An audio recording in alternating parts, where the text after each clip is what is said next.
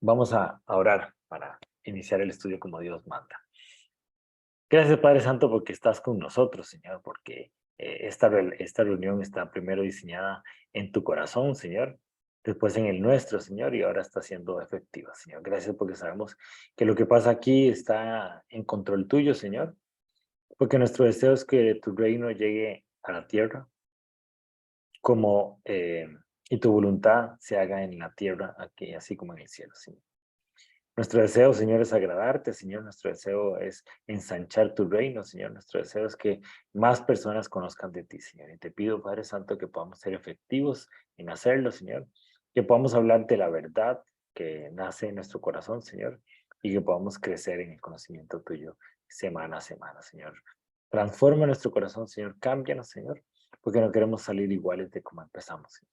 Y bendice siempre todo lo que hacemos para que caminando en tu bendición, caminando en tu espíritu, Señor, podamos transformar el lugar donde estamos asentados, Señor. Gracias, Dios, por los que estamos aquí reunidos, por los que van a poder ver el estudio en diferido, Señor. Y te pido, Padre Santo, que nos bendigas en todo lo que hacemos. En el nombre de Cristo Jesús. Amén. Y amén. Como les decía, comenzamos lo que es el libro de Eclesiastés. Y el libro de Eclesiastés está escrito por una persona diferente a la que escribió el libro de Salmos. Entonces, veniendo del libro de Salmos y entrar en el libro de Eclesiastés, que los dos están en el mismo conjunto de libros, ¿verdad? Que son los libros sapiensales, nos pensaríamos que seguimos sobre la misma línea y no. Y por eso nos llevamos esos golpes en la cabeza cuando empezamos a hablar el libro de Eclesiastés. Eh,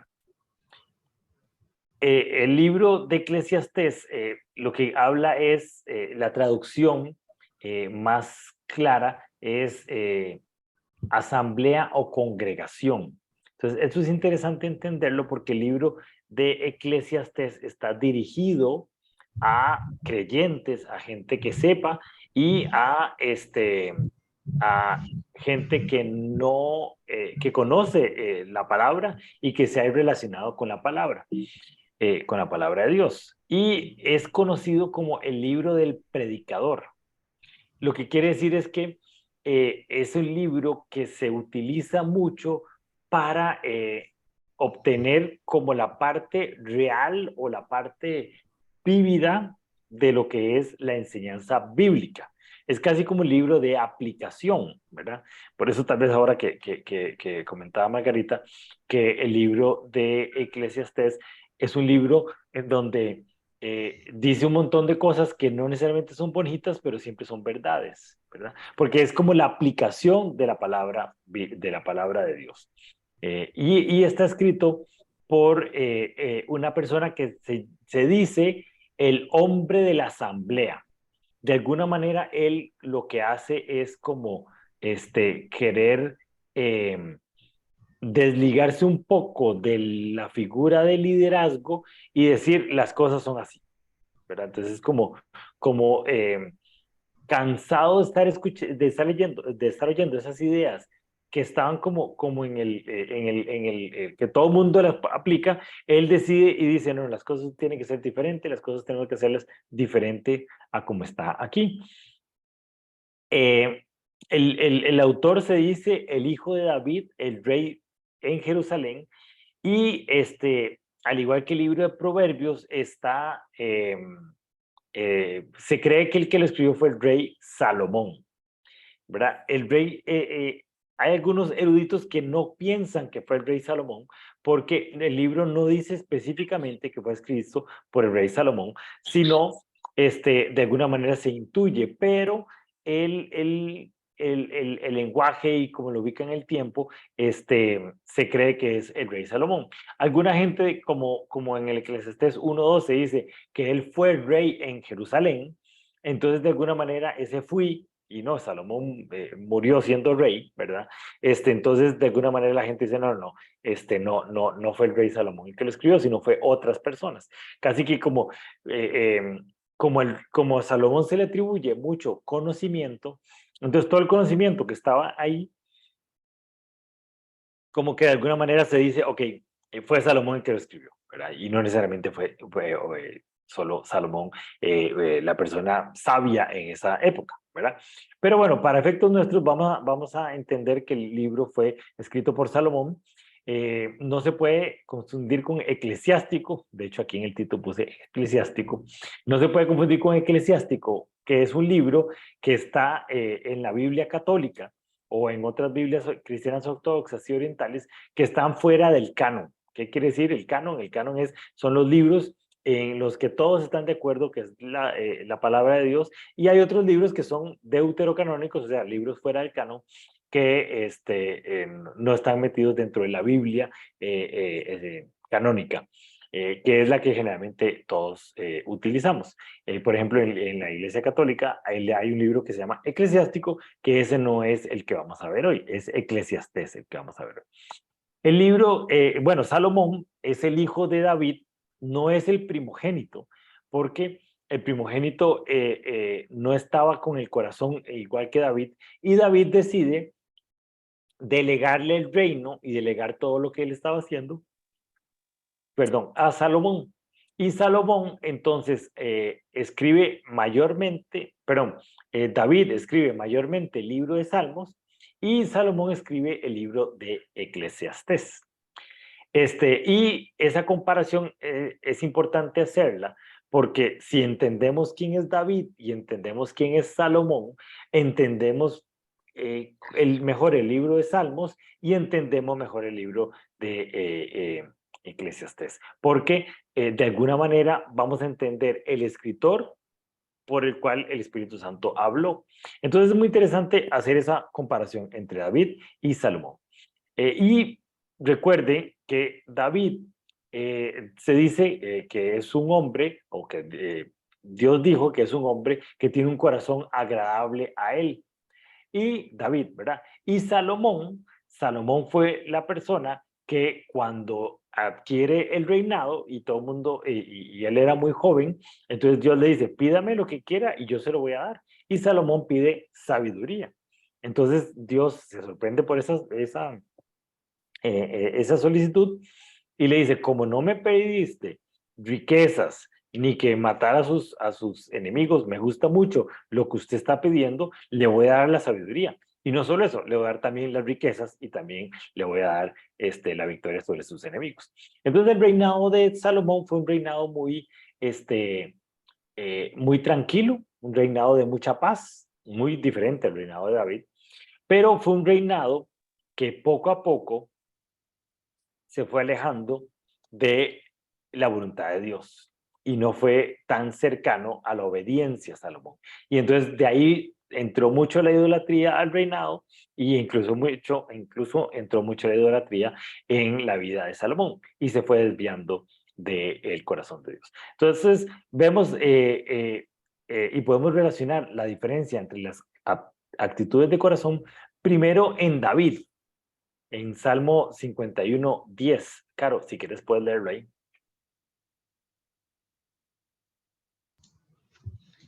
Crea en mí, oh Dios, un corazón limpio y renueva un espíritu recto dentro de mí. David sabía que el corazón, él no tenía un corazón perfecto. Y David, como yo siempre les he dicho, David es súper tortero. Y a mí me encanta el personaje de David por eso, porque es una persona muy humana, a final de cuentas, donde él se jalaba muchas tortas, cometía muchos pecados, pero lo que a Dios siempre le ha gustado de David es que tenía el corazón ubicado en el buen lugar, en el lugar correcto. Y él sabía que tenía que estar en un proceso constante de renovarse, de conocerse, de limpiarse, de pedir perdón. Entonces, este Salmo 51 es muy típico en la actitud de David, porque viene David de jalarse un tortón, escribe el Salmo 51, que es un salmo de pedir mucho perdón, y le dice, ok, renuéveme el corazón porque yo no quiero seguir pecando. Entonces es lo bonito del corazón de David. Entonces David reconocía la necesidad de tener un corazón puro y recto delante de Dios y de renovar ese corazón siempre, ¿verdad? Porque no es que uno tiene el corazón recto, o Dios le pone el corazón recto, y de ahí a la eternidad usted siempre va a tener un corazón recto. No, el corazón se desvía, las cosas no suceden como deberían de suceder, y nosotros tenemos que tener esa actitud de constancia y constantemente estar acercándonos a Dios y pedirle perdón y pedirle que nos renueve el corazón. Salomón, por otro lado, Salomón llega un momento en su vida donde pide sabiduría, pero el corazón se desvía con el tiempo a los otros dioses. ¿Por qué? Porque no tiene ese proceso constante de pedirle a Dios que le renueve el corazón. Perdón, Margarita, si quieren nos da de Primera Reyes 11, del 4 al 6.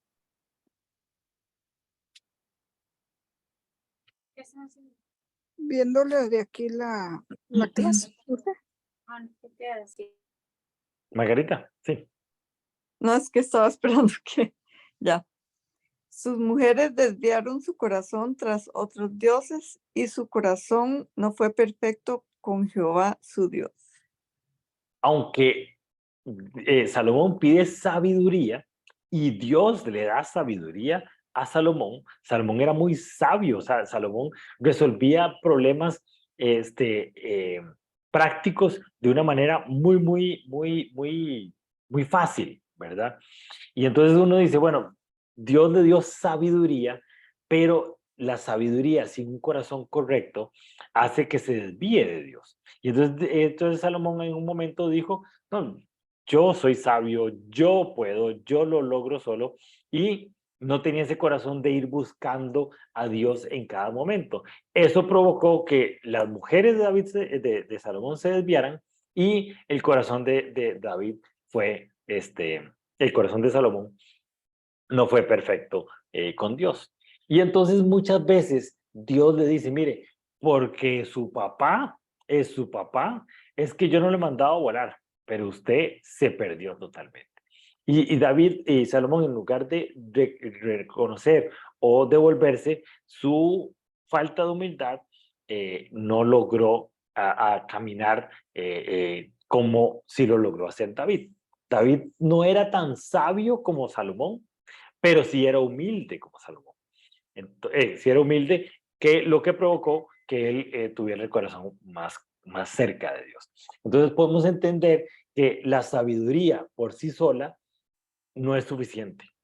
Tenemos que pedirle la sabiduría, pero también la humildad para reconocer y renovar nuestro corazón. Entonces, la actitud de corazón creo que es algo muy importante, que cuando estamos leyendo el libro de Eclesiastés podemos entender la sabiduría, pero sin ese corazón tan cercano a Dios. Entonces es muy interesante porque los salmos son un cantar y una como un melazón ahí, ¿verdad? Como un dulce que Salomón le renueva y dice con Dios. En cambio, el libro de Eclesiastes es mucha sabiduría pura, es mucho conocimiento aplicado, pero no tanto esa alabanza a Dios como si tenemos en los salmos, ¿verdad?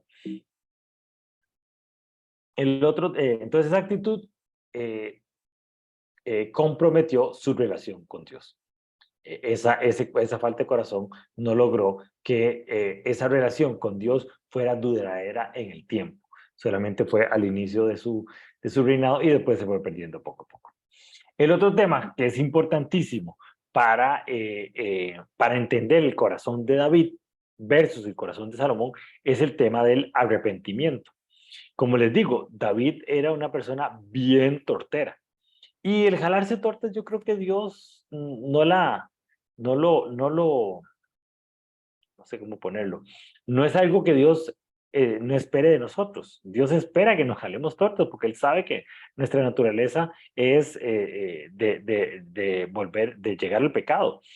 Pero lo que sí tenía David es que él sabía cómo arrepentirse. Él sabía cuando se había jalado una torta pedir perdón rápido y de primero. Y es una de las cosas más importantes de David. Entonces, por ejemplo, cuando David peca contra Betsabé, peca con Betsabé, ¿se acuerdan ese pasaje? Resulta que David está en el palacio cuando debería estar en plena batalla, ve a una muchacha bañándose, muy bonita, Betsabé, la manda a llamar y le dicen, no, no, pero Betsabé tiene esposo. Bueno, quién es el esposo de Betsabé? Urías. Y Urías era el jefe del batallón, ¿verdad? Entonces, tiene relaciones con Betsabé, Betsabé queda embarazada, mandan a llamar a Urías y Urías, por ser leal a David, no pasa la noche con Betsabé, entonces se iba a dar cuenta que el hijo no era de él, entonces lo manda a matar. Y cuando el profeta se da cuenta de la situación, le dice a David, pero ¿qué fue lo que hizo usted? Y David inmediatamente pide perdón y escribe el Salmo 51. ¿Verdad? Ahora vamos a ver un pasaje del Salmo 51, pero el Salmo 51 es, es un salmo clarísimo sobre la cercanía con Dios, sobre el reconocer nuestra humanidad y el reconocer que Dios, que ocupamos de Dios, de nuestra dependencia de Dios. ¿Por qué? Porque aunque pequemos, Dios siempre va a estar con nosotros. Entonces, ese corazón arrepentido de David y esa búsqueda de restauración genuina con Dios es lo que hace que David sea tan diferente, ¿verdad? Entonces en los salmos podemos ver salmos de alabanza, podemos ver salmos de gloria a Dios, pero también podemos ver salmos de arrepentimiento y salmos de reconocer nuestra humanidad. Muy diferente con Salomón. Salomón, a pesar de sus desviaciones espirituales, es que no era que se jalaba tortas, sino era que ya andaba detrás de otros dioses. El corazón de Salomón se perdió entre su arrogancia, creyéndose, bueno, sabiéndose muy sabio, se perdió en su arrogancia y Dios 2 veces le dice, mire, tiene que cambiar de corazón, mire, yo no le he mandado a bajar por su papá, mire que yo, y entonces, y Salomón hizo cosas impresionantes. Recuerden que, por ejemplo, el templo que estaba en Jerusalén el primer templo fue construido por Salomón. David hizo los planos, David consiguió todo el dinero, pero Dios le dijo, no, usted no va a construir el templo porque hay mucha sangre en sus manos, lo va a construir Salomón. Y se dice que el primer templo fue una cosa impresionante, extraordinaria, de grande, de majestuoso, que hablaba mucho de que Salomón tenía un corazón muy cercano a Dios. Pero en el pasar del tiempo se pierde en la idolatría, se pierde en alejarse de Dios, y yo creo que más que todo se debe a que Salomón empezó a tener esposas fuera del pueblo de Israel. Y entonces esas esposas seguían otros dioses. Y entonces Salomón al final terminó siguiendo esos otros dioses. Y entonces ese proceso de reconocer, o sea, de que Dios le decía, mire, esto está mal, y que David inmediatamente cambiaba, Salomón nunca lo tuvo. Y durante todo los pasajes de Primera Reyes, que es el que cuenta más la historia de Salomón, no existe un pasaje donde haya evidencia de un arrepentimiento por parte de Salomón. Él le decían que estaba mal y seguía ahí, en el que le decían que estaba mal, porque de alguna manera no había consecuencias. Por ejemplo, a Saúl le dijeron que está mal y le quitaron la unción y al final de cuentas dejó de ser el rey y murió de una manera muy fea. ¿Por qué? Porque Dios le quitó, o sea, hubo consecuencias de las tortas que se regaló Saúl. Pero con Salomón, por ejemplo, no hubo consecuencias y decía, y era todo como, mire, porque su papá hizo las cosas bien, porque David hizo las cosas bien, es que lo voy a mantener aquí.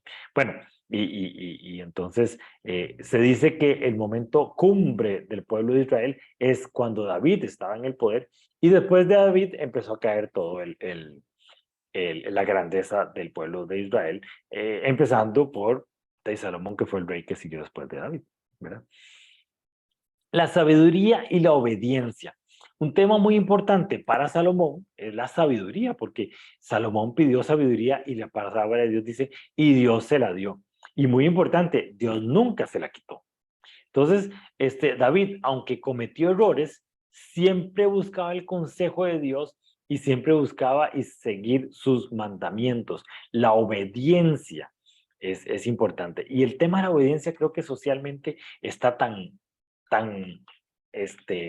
toqueteado en estos tiempos, ¿verdad? Donde la gente interpreta la obediencia como un asunto de sumisión, como un asunto de, es que solo la gente que no se cuestiona las cosas es obediente.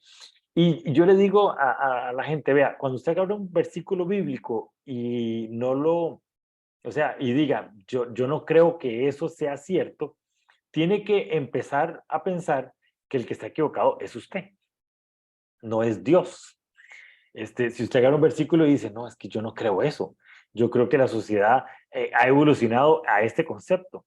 No es que usted no puede llegar a decir, es que Dios se equivocó en este versículo. Usted lo que tiene que decir es, ¿qué es lo que yo no estoy entendiendo de este versículo? ¿Qué es lo que yo me hace falta de comprender? Muchas veces el contexto histórico, muchas veces el contexto del literario que está escrito el versículo, o muchas veces que a usted le falta entender algo de una verdad bíblica. Pero al final de cuentas,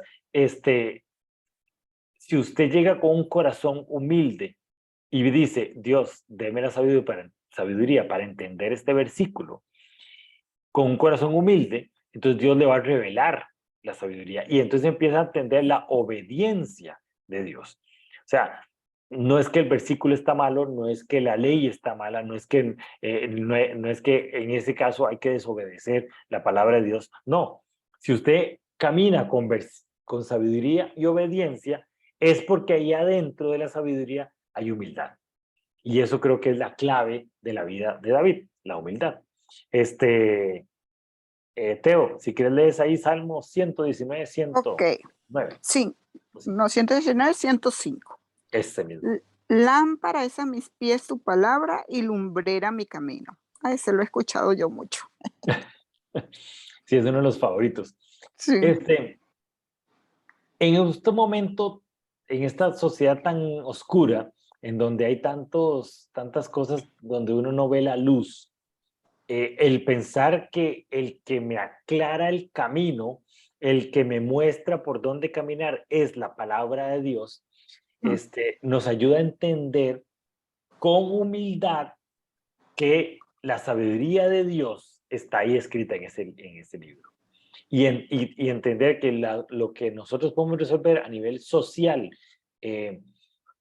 entendiendo la palabra de Dios, es encontrando la sabiduría de la palabra de Dios. Y entonces por eso la humildad se vuelve tan importante en el reconocimiento de que la sabiduría está en la palabra de Dios. Y que yo simplemente tengo que hacer es que sea la que me guíe mi camino, que sea la que me oriente ante las cosas que existen, ¿verdad?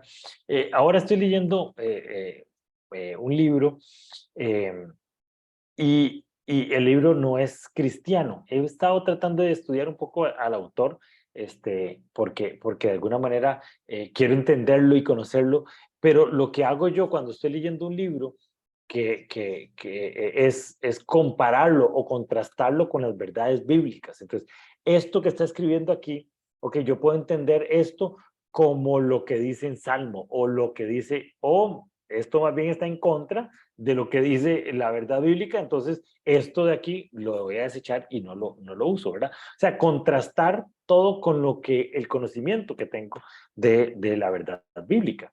Yo creo que así tenemos que caminar nosotros, o sea, comparar nuestra vida con lo que está escrito en la palabra de Dios. Decía un mensaje que la Biblia es como una ventana. O sea, que la Biblia no es como una camisa de fuerza o no es como una persona que está ahí indicándome lo que tiene que hacer. La Biblia es como una ventana en donde yo me veo hacia la ventana y veo lo que es el reino de Dios, ahí en la ventana. Y después voy a ver a mi realidad y digo, uy, es que esto no se parece a lo que estoy viendo aquí. ¿Cómo hago para que esto se parezca a lo que estoy viendo aquí en la ventana? En la palabra de Dios. Eso es poner la palabra de Dios como lámpara y como lumbrera a nuestro camino, ¿verdad? Contrastar o comparar lo que vemos en la palabra de Dios con respecto a lo que estamos recibiendo, ¿verdad? Entonces ahí encontramos la verdadera sabiduría, llegamos a la obediencia, pero siempre con la humildad.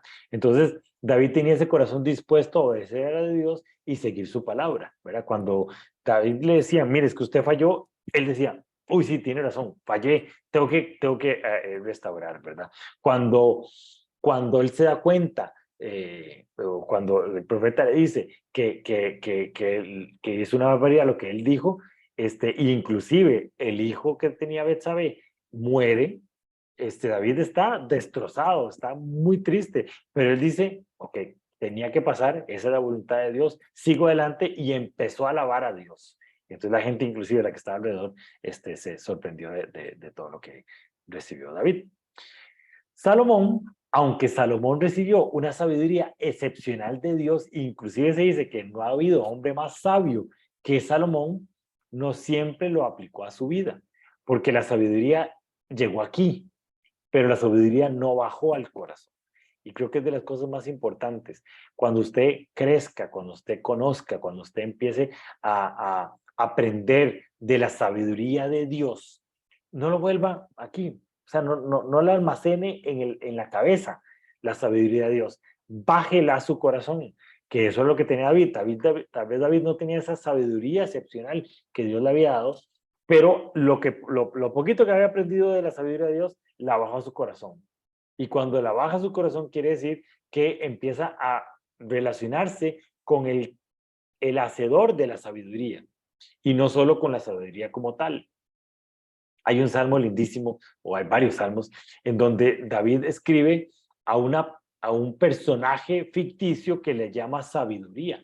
Y entonces dice la relación casi que de amorío que tiene que tener uno con la sabiduría, que al final de cuentas lo que está hablando es de la relación que uno tiene que tener con Dios, y la sabiduría como parte de Dios. Y entonces amar la sabiduría, relacionarse con ese deseo, con la sabiduría, habla mucho de relacionarse con Dios. ¿Por qué? Porque David había logrado bajar su conocimiento a su corazón. Salomón lo dejó aquí y lo aplicaba, ¿verdad? Era muy sabio y hacía, tomaba decisiones sabias, pero no la bajó a su corazón. Caro, si quieres leernos ahí, 1 Reyes 11:9. Jehová se enojó contra Salomón, por cuanto su corazón se había apartado de Jehová, Dios de Israel. Entonces, el cerebro puede caminar y andar en sabiduría, y el corazón puede estar totalmente alejado de Dios. No es que el que encuentra la sabiduría de Dios se aparta o se pega a Dios, ¿no? Usted puede encontrar la sabiduría de Dios y apartarse de Dios como tal. Y eso le pasa mucho a la gente que empieza a estudiar mucho la Biblia. Y un día estaba haciendo un análisis con un amigo, y él me decía que a los teólogos les pasa mucho eso, de que ven la Biblia como un libro de texto sorprendente, impresionante, se enamoran del texto bíblico y de todo lo que está ahí, y le recitan los versículos y le dicen todo lo que ha aprendido, pero se vuelve una sabiduría muy racional y se olvidan del escritor de la palabra. Y que a los teólogos les pasa mucho, y cuando uno empieza a estudiar mucho la Biblia, no se puede olvidar del que escribió la Biblia, ¿verdad? Del cariño o del amor que uno tiene que tener con Dios, ¿verdad? Entonces, no es que usted, estudiando la Biblia, aprendiéndose la Biblia de memoria, ya se acercó a Dios, no. En el caso de Salomón, su sabiduría era excepcional, pero su corazón se había apartado totalmente de Dios. Y eso hay que tenerlo mucho, mucho cuidado. A pesar de la sabiduría, Salomón se desvió, y lo más importante, desobedeció a Dios. Creo que en esa parte yo decía, pero ¿por qué Salomón, teniendo tanta sabiduría, teniendo tanta conocimiento, no entendió la importancia de la idolatría, o la importancia de no ser idólatra?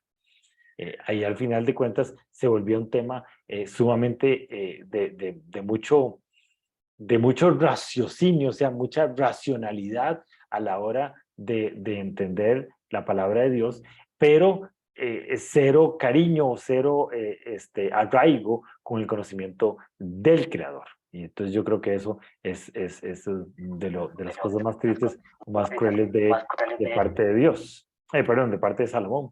Que al final de cuentas su cariño, su amor andaba por otro lado y su conocimiento estaba pegado a lo que Dios, el conocimiento de Dios y la palabra de Dios. Entonces son dos cosas que pueden andar totalmente divorciadas, lo que es la sabiduría de Dios y el corazón cercano a Dios.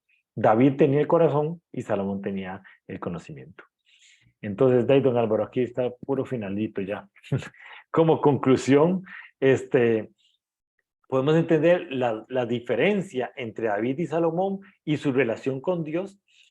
Ambos fueron reyes de Israel, pero David fue conocido como un hombre según el corazón de Dios y que su humildad, arrepentimiento y obediencia, mientras que David era el sabio, se reconoce como el que pudo edificar un templo impresionante de Dios, pero que fue el inicio del ocaso de la historia del pueblo de Israel, donde entró la idolatría, entraron los problemas, entraron otras culturas y al final de cuentas, a los años, se desvió totalmente del corazón de Dios y perdió la humildad y perdió la relación con Dios. Y quería que viéramos este Salmo 51 del 1 al 2. Don Álvaro, ya que está ahí, y que llegó, si quiere nos lee el Salmo 51 del 1 al 2. Está muteado, don Álvaro.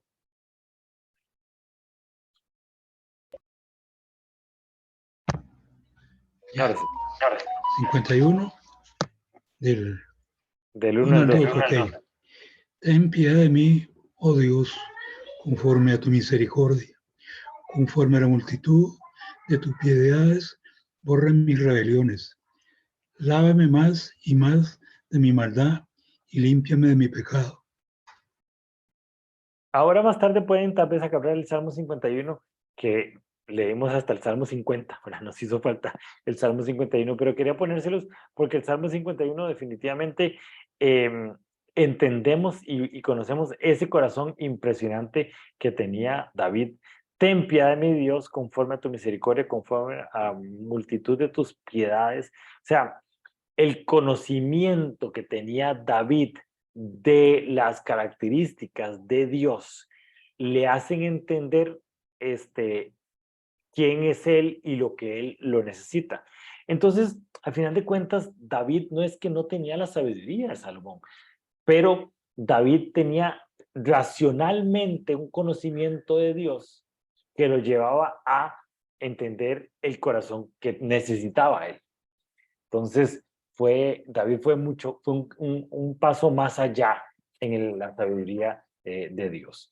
No solo racionalmente conocerlo, sino entender y aplicarlo a su vida y bajarlo, como les digo, a su corazón. Y fue lo que hizo en ese Salmo 51, que es impresionante, donde podemos ver cómo Dios actuó en la vida de David, aunque se jaló muchas tortas. Igual Salomón, si se hubiera jalado las tortas que se jaló, si tuviera un corazón de arrepentimiento y hubiera tenido un corazón humilde, a final de cuentas hubieras tenido un reinado tan exitoso como que fue el de David, pero no fue así.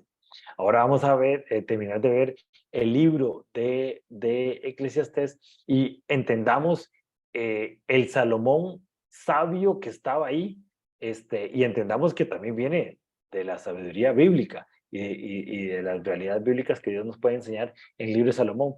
Pero también entendemos que el corazón de la persona que lo escribió no es un corazón tan cercano a Dios como está escrito el libro de Salmos, que venimos leyendo desde hace 25 días. Esto es lo que tenía para ustedes esta semana. No sé si tienen alguna duda, un comentario.